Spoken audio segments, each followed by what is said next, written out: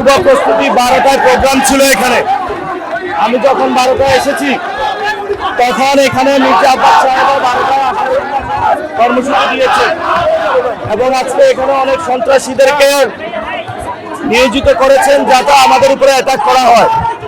আমরা সর্বোচ্চ গর্বের সাথে আছি ইনশাআল্লাহ, যাতে বাংলাদেশে সন্ত্রাস, চাঁদাবাজি, দুর্নীতির বিরুদ্ধে আমাদের নতুন লড়াই শুরু হয়েছে। ইনশাআল্লাহ আমরা ভয় পাবো না। ইনশাআল্লাহ নতুন বাংলাদেশে যাত্রা শুরু হয়েছে।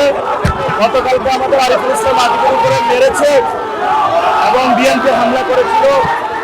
আজকে আমার উপরে বিমান ছুঁড়েছে, অ্যাটাক করেছে। আমরা আশা করবো যে আমরা এমন বাংলাদেশ আমরা সুস্থ ভোটের মাধ্যমে যেতে চাই। হারার ভয়ে জনগণ থেকে বিচ্ছিন্ন হয়ে এই ধরনের সন্ত্রাসী কর্মকাণ্ড কেউ আপনারা করবেন না।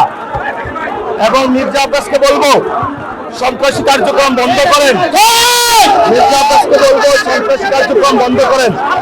এই যে এখানে হাবিবুল্লাহ বাহারে যারা সন্ত্রাসী কার্যক্রম চালাচ্ছে, জনগণকে বলবো 12 তারিখে হাঁ ভোটের আয়োজন সাতনাকলিতে ঢাকা হাটে ভোট দিয়ে আপনারা জনগণের পক্ষে এই ধরনের যে গণজোয়ার সৃষ্টি হয়েছে নতুন ভাবে বাংলাদেশ গঠন করুন। ইনশাআল্লাহ আমরা হাবিবুল্লাহ বাহারে যে দুর্নীতির আখড়া রয়েছে ইনশাআল্লাহ আমরা ভেঙে দিব।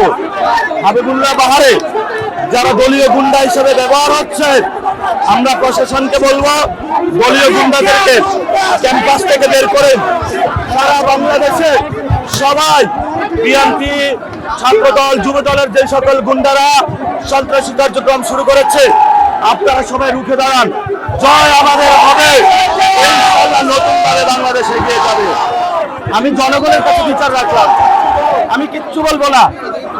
আমি বাংলাদেশের মানুষের সামনে বিচার রাখলাম, আমি জনগণের সামনে বিচার রাখলাম, আমি ঢাকা হাটের ভোটারদের সামনে বিচার রাখলাম। 12 তারিখে আপনারা বিচার করবেন।